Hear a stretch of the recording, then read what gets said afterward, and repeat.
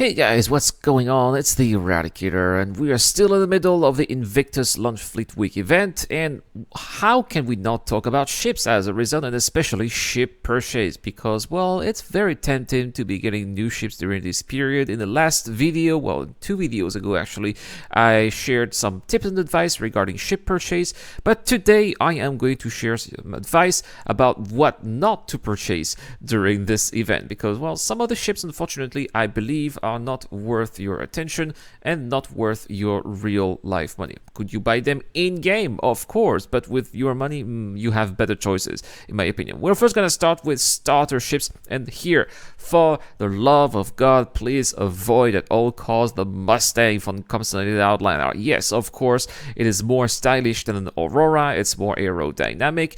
It also have a combat dedicated variant, but it doesn't have an interior, so that means that you will have to go back to your station once you're done with a mission, and especially you will not be able to take part of delivery missions, which can be worth quite a bit of money. Some missions are worth 45,000 of UEC, simply because you can't put boxes inside. We will also go against the purchase of any of the 100 series, simply because they are too expensive, they're overpriced, and you can do better with an Aurora from RSI that is potentially better armed. Some people have also been very upset that in the last video I did not mention the Titan, the Adventure Titan from Aegis Dynamics. That's simply because at $70 it is too expensive to begin in Star Citizen. Yes, of course, the Titan is more polyvalent and it can allow you to do a little bit of commerce, small scale commerce with 12 SCU, but I believe it's still better to buy it in-game after a couple of days or a couple of hours with an Aurora rather than spend extra money for a ship that is slightly better. I think that at this stage it's just not worth it.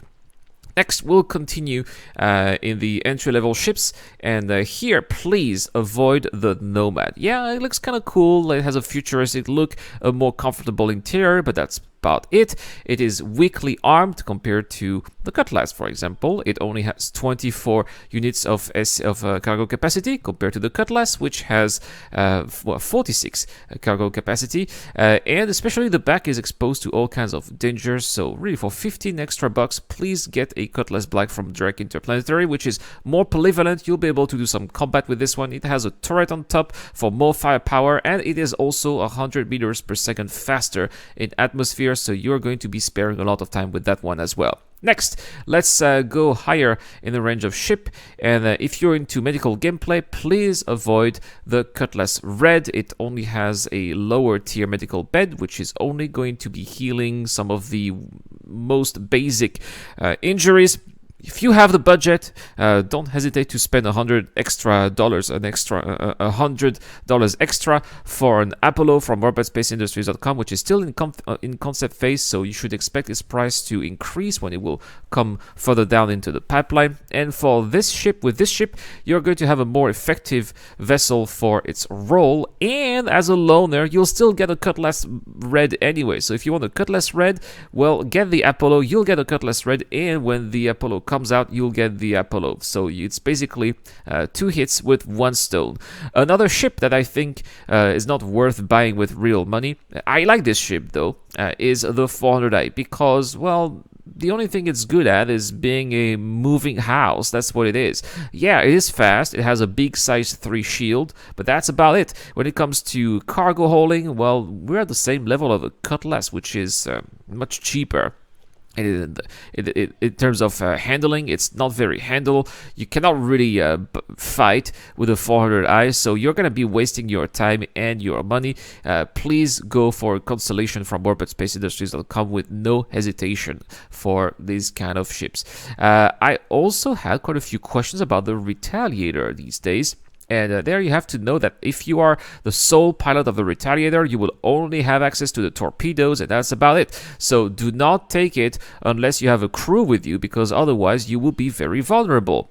If you still want to take one, go for the base Retaliator at $150, because its loaner is the Retaliator Bomber, because right now there is no ship modularity in Star Citizen, so it's going to be quite of a bargain until modularity comes. And then when modularity comes, you will still be able to upgrade your base Retaliator into a Retaliator bomber if this is what you want to do.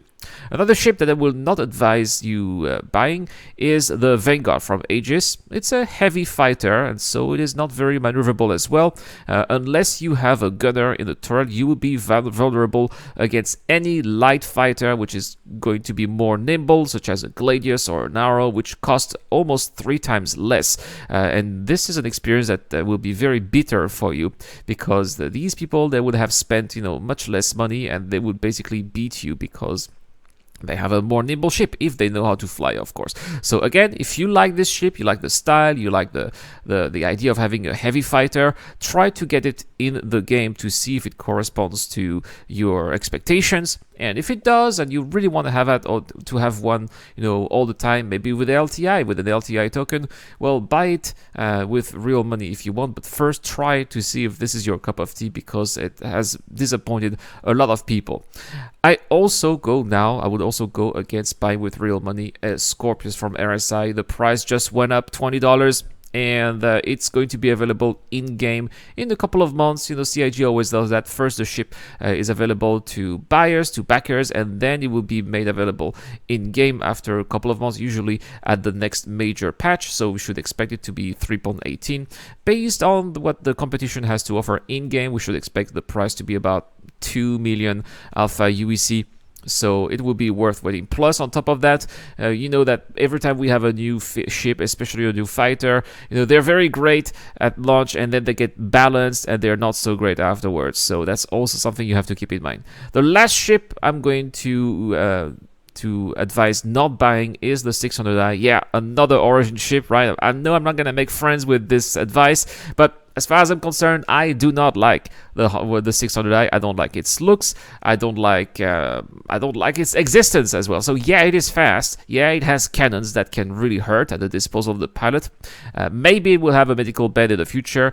Yes, it's going to be great for transport missions. It has, unfortunately, a very limited cargo capacity, so it's only going to be useful for combat or exploration, and especially at a whopping $475. I think that the fee here is very expensive, way too expensive for me, and I think that for the same type of features, the same type of uses, you can have a Constellation Phoenix. If you have the chance to get your hands on the Constellation Phoenix for $350, you are going to be saving money. You're going to be saving real money, and you will be making more money in game as well. So I think that this is much a better bargain. All right, well, that's pretty much all that I had to say about ships that I would advise against buying in Star Citizen right now during the Fleet Week event. If you have any other ships that you don't like, or that you recommend people to not buy with real money, let me know in the comment section down below. You can get to win an expanse with LTI. All you have to do is to answer the question and subscribe in public settings. Also, a big shout out to everybody who's been helping me out on Patreon via the YouTube Job membership program. You guys really help me, keep me motivated, pop those videos day after day. So thank you so much, guys. And to thank you guys, I have exclusive content that's coming up every day. We're gonna have another one later in a couple of hours, and also you get access to my Discord channel, where we have there also each month an exclusive giveaway, and this month it's another expense with LTI. All right, guys, that's all for this video. Thank you so much for watching. It's the Eradicator. Thank you so much to the DJ Dunn, Captain Stick, Eric Ohm, Dr. Frobin, and Geek Citizen. It's the Eradicator. I'll see you guys later.